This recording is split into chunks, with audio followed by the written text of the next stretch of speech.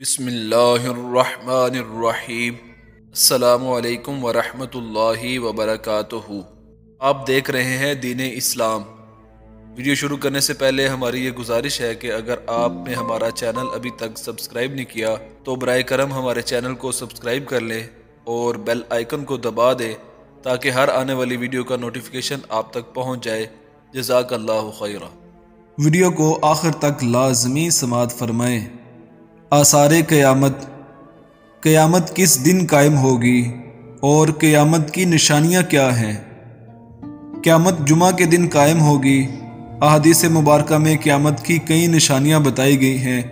ان میں سے چند یہ ہیں: علم اٹھ جائے گا، جہالت کا غلبہ ہوگا، بدکاری اور شراب نوشی کی وبا عام ہو جائے گی، آبادی میں مردوں کی بنسبت عورتوں کا تناسب بڑھ جائے گا، امانت ضائع کر دی جائے گی۔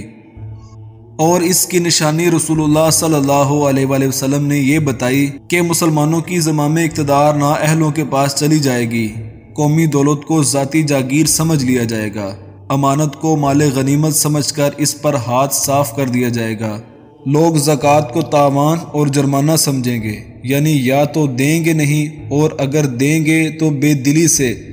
علم دین دینی مقاصد کے لیے نہیں بلکہ دنیاوی مقاصد کے لیے حاصل کیا جائے گا۔ مرد اپنی بیوی کا اطاعت گزار ہوگا اور ماں کا نافرمان۔ لوگ ذہنی اور فکری طور پر باپ سے دور ہو جائیں گے اور دوستوں سے قریب تر۔ مساجد میں لڑائی جھگڑے اور شور و غوغا ہوگا۔ بدکار و سرکش لوگ سردار اور رہنما بن جائیں گے۔ نہایت کمینہ شخص قوم کا رئیس ہوگا۔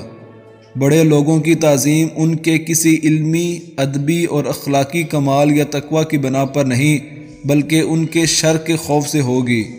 آلات غناء و موسیقی اور گانے بجانے کا بڑا شہرہ ہوگا۔ لوگ اپنے آباء و اجداد اور بزرگوں یعنی اسلاف کو لعن طعن کریں گے۔ باندی اپنے آقا کو جنے گی۔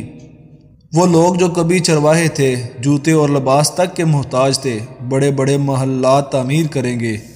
احادیث مبارکہ میں اور بھی بہت سی علامات مذکور ہیں، لیکن ہمیں خواب غفلت سے بیدار کرنے کے لیے یہ بھی کافی ہیں، بشرط یہ کہ ہم نے قبول حق کے لیے اپنے ذہن کے دریچے اور دل کی آنکھیں بند نہ کر دی ہوں۔ ارشاد باری تعالیٰ ہے: آنکھیں اندھی نہیں ہوتی بلکہ وہ دل بصیرت سے محروم ہو جاتے ہیں جو سینوں میں دھڑکتے ہیں۔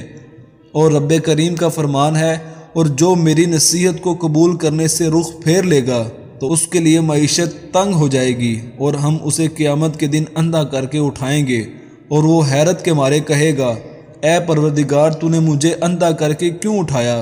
میں تو دنیا میں اچھا بھلا بینا تھا۔ رب فرمائے گا: اسی طرح دنیا میں تیرے پاس میری آیات آئی تھی تو نے انہیں بھلا دیا تھا، تم بھی آج اسی طرح نظر انداز کر دیے جاؤ گے۔ قیامت کا دن۔